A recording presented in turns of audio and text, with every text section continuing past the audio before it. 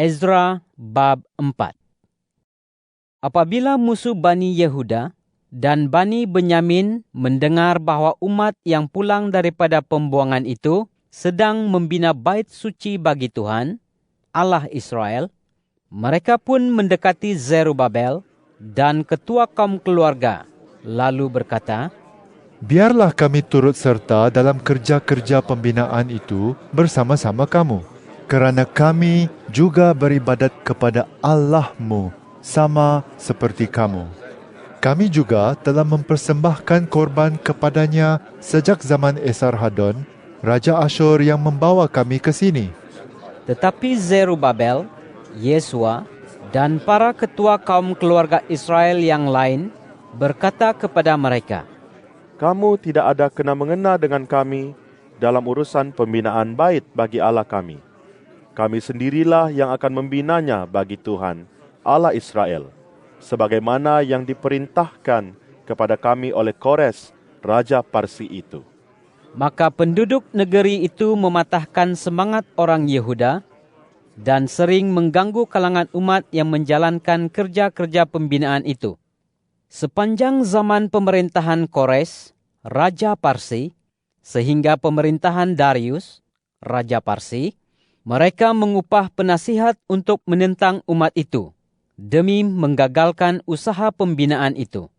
Sewaktu zaman pemerintahan Ahasiweros, mereka menulis surat tuduhan terhadap penduduk Yehuda dan Yerusalem. Pada zaman Artasasta pula, Bislam, Mitredat, Tabiel, dan rakan mereka yang lain menulis sepucuk surat kepada Artasasta, Raja Parsi. Naskah surat itu ditulis dengan huruf Aram dan diterjemahkan ke dalam bahasa Aram.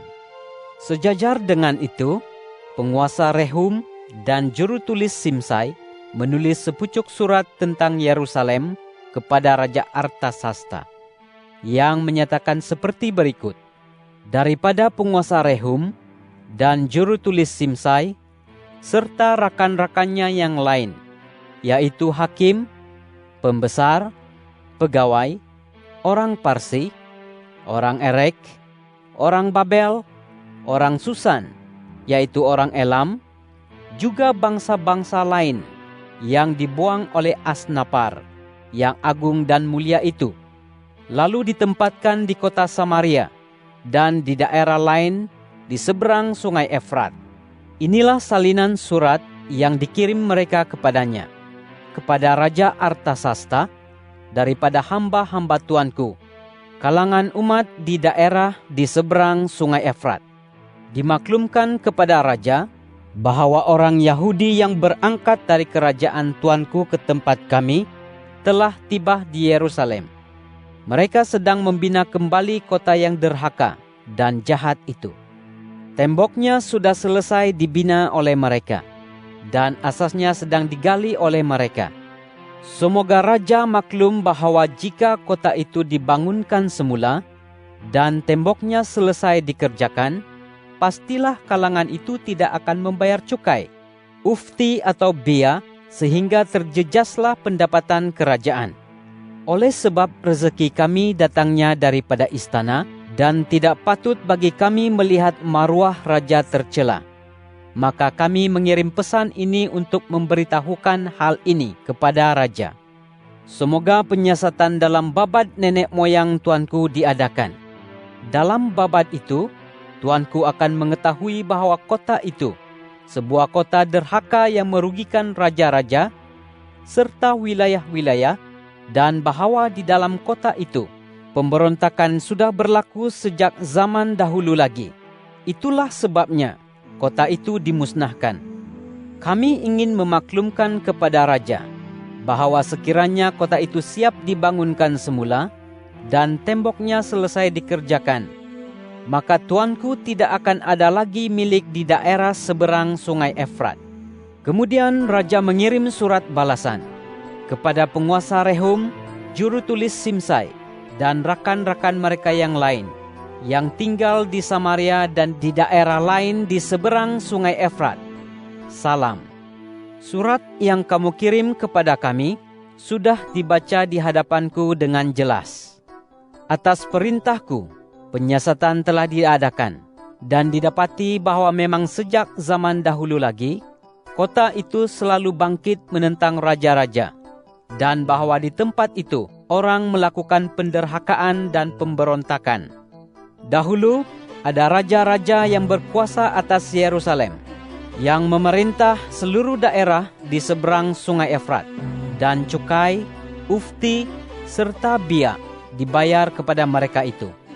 Oleh sebab itu, keluarkanlah perintah untuk menghentikan pekerjaan umat itu, supaya kota itu tidak dibangunkan semula, sehingga keluar perintah selanjutnya daripadaku. Awas, agar jangan kamu lalaikan hal ini. Mengapakah kerosakan itu harus semakin besar sehingga merugikan raja-raja?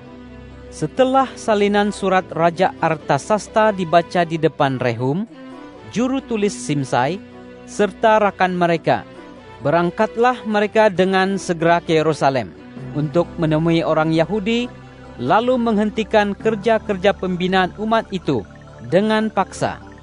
Demikianlah terhentinya kerja-kerja membina rumah Allah di Yerusalem itu, dan terus terhenti sehingga tahun kedua dalam pemerintahan Darius, Raja Parsi. Ezra bab 5. Maka bernubuatlah dua orang nabi, yaitu Nabi Hagai dan Nabi Zakaria anak Ido, kepada orang Yahudi yang tinggal di Yehuda dan di Yerusalem dengan nama Allah Israel yang menaungi mereka. Lalu bangkitlah Zerubabel anak Seltiel dan Yesua anak Yozadak untuk memulakan pembinaan semula rumah Allah di Yerusalem. Mereka disertai dan disokong oleh kedua-dua orang Nabi Allah itu. Namun demikian, pada masa itu juga mereka didatangi oleh Tatnai, pembesar daerah seberang Sungai Efrat, beserta Shetar-Boznai dan rakan-rakan mereka. Beginilah kata mereka, "Siapakah yang memberikan perintah kepadamu untuk membina bait ini dan menyelesaikan pembinaan ini?" Mereka juga bertanya, "Siapakah nama kumpulan orang yang mendirikan bangunan ini?" Namun begitu, mata Allah mereka tertuju kepada tua-tua orang Yahudi, sehingga mereka tidak dikerah untuk menghentikan kerja sampai laporan diterima oleh Darius, dan kemudian dibalas dengan kiriman surat jawaban tentang hal itu. Inilah salinan surat kepada Raja Darius yang dikirim oleh Tatnai, pembesar wilayah seberang sungai, berserta Shetar-Boznai dan para rakannya, yaitu para pembesar yang tinggal di daerah seberang Sungai Efrat. Tertulis sedemikian di dalam surat yang dikirim oleh mereka kepada raja itu. Kepada Raja Darius, salam sejahtera. Semoga Raja maklum bahwa kami telah pergi ke wilayah Yehuda, ke bait Allah yang maha besar. Bait itu sedang dibina dengan batu yang besar-besar, dan tembok-temboknya dilapisi dengan kayu. Pekerjaan itu dikerjakan dengan saksama dan berjalan lancar dalam tangan mereka. Kemudian kami berbicara dengan tua-tua itu dan bertanya kepada mereka, "Siapakah yang memerintahkan kamu untuk membina bait ini dan menyelesaikan tembok ini?" Kami juga bertanya kepada mereka nama mereka, serta mencatat nama kalangan yang mengetuai mereka, agar kami dapat menyampaikannya kepada tuanku. Beginilah jawaban yang diberikan mereka kepada kami. "Kami hamba Allah semesta langit dan bumi, dan kami sedang membina semula bait yang telah dibina bertahun-tahun yang lampau. Seorang Raja Israel yang agung dahulu membina dan menyelesaikannya. Akan tetapi, karena bangkitnya kemurkaan Allah semesta langit terhadap nenek moyang kami, maka Dia menyerahkan mereka ke dalam tangan Nebukadnezar, Raja Babel, orang Kasdim, yang kemudian memusnahkan bait itu dan membuang bangsa itu ke Babel. Tetapi Kores, Raja Babel, memberikan perintah pada tahun pertama pemerintahannya agar rumah Allah ini dibina semula. Bahkan segala kelengkapan emas dan perak daripada rumah Allah yang dahulunya diambil oleh Nebukadnezar dari bait suci di Yerusalem, dan yang kemudiannya dibawa ke dalam kuil di Babel.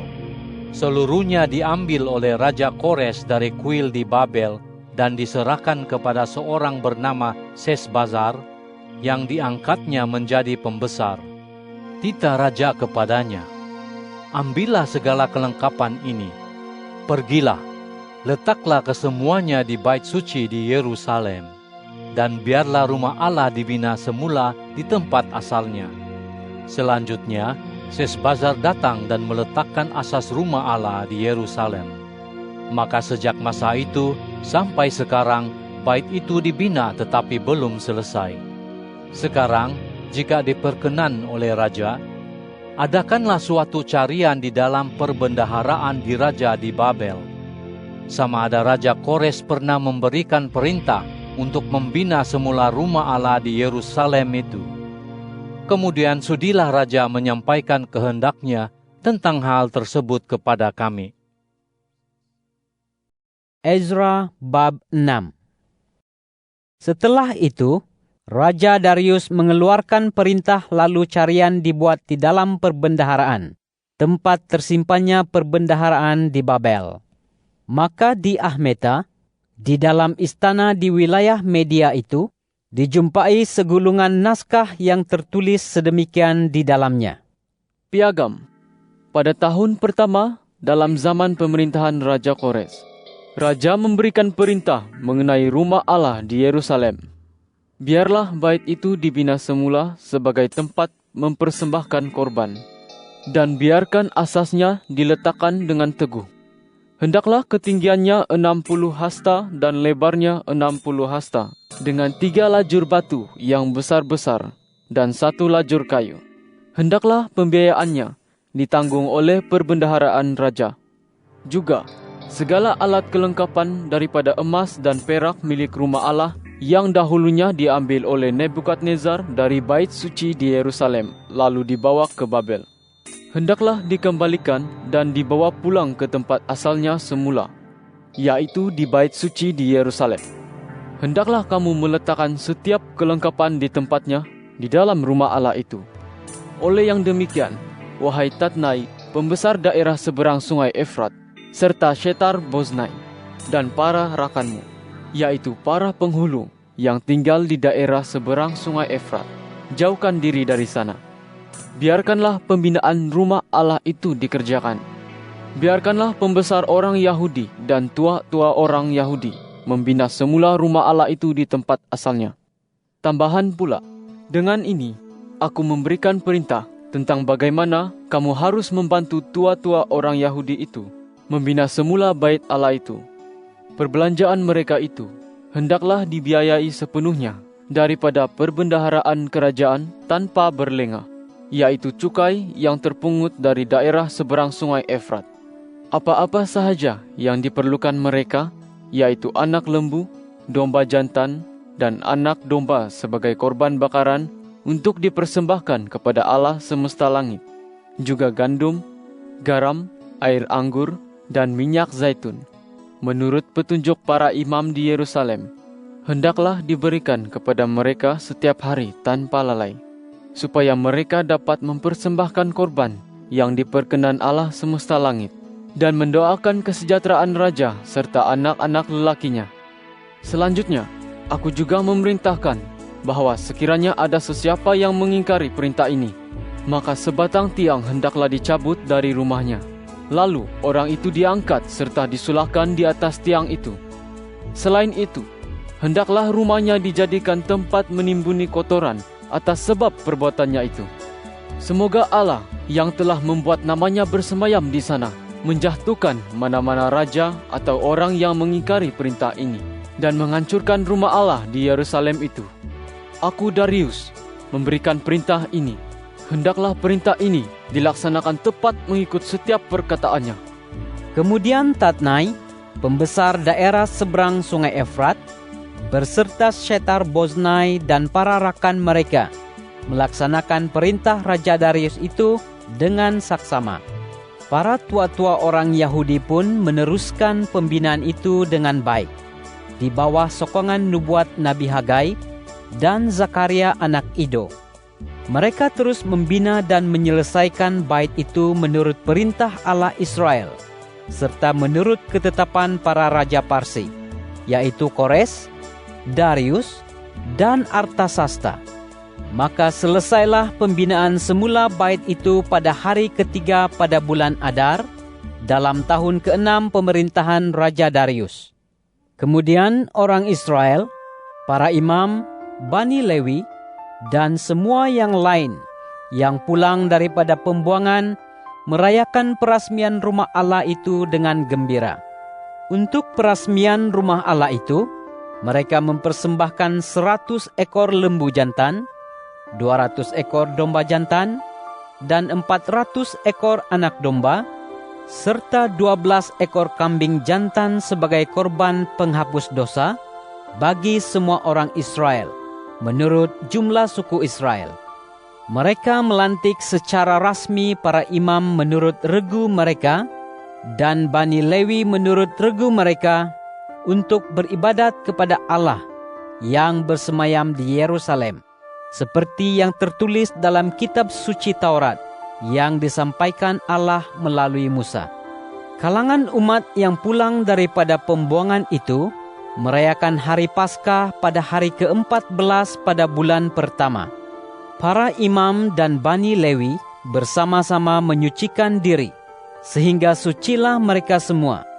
Kemudian Bani Lewi menyembelih korban Paskah bagi semua yang pulang daripada pembuangan, bagi saudara-saudara mereka, yaitu para imam, dan bagi diri mereka sendiri. Orang Israel yang kembali daripada pembuangan memakan korban itu. Demikian juga semua orang yang meninggalkan segala kenajisan penduduk di negeri itu dan bergabung dengan mereka untuk beribadat kepada Tuhan Allah Israel. Mereka juga merayakan hari perayaan roti tidak beragi selama 7 hari dengan sukacita, karena Tuhan telah membuat mereka bersukacita dan mengubah hati Raja Asyur terhadap mereka, sehingga dia membantu mereka dalam pekerjaan membina semula rumah Allah, yakni Allah Israel. Mazmur bab 137. Di tebing sungai-sungai Babel, di sanalah kami duduk dan menangis ketika mengenang Sion. Dalam demikian, kami gantungkan kecapi di pokok gandarusa, kerana di sana mereka yang membawa kami sebagai orang tawanan meminta kami menyanyi, dan mereka yang telah merampas milik kami meminta hiburan dengan berkata, Nyanyikanlah untuk kami salah satu lagu Sion. betapa mungkin kami nyanyikan lagu Tuhan di tanah asing? Jika aku melupakan engkau, wahai Yerusalem, biarlah tangan kananku melupakan kemahirannya. Jika aku tidak ingat kepadamu, biarlah lidahku melekat ke langit-langitku. Jika aku tidak meninggikan Yerusalem di atas kebahagiaanku yang utama. Ingatlah, ya Tuhan, betapa anak-anak Edom pada hari Yerusalem berkata, Runtuhkan, runtuhkan sampai ke asas-asasnya. Hai anak perempuan Babel yang akan dimusnahkan, berbahagialah orang yang membalas perbuatanmu, karena apa yang telah kau lakukan kepada kami. Berbahagialah orang yang meragut dan menghempaskan anak-anak kecilmu ke batu pejal.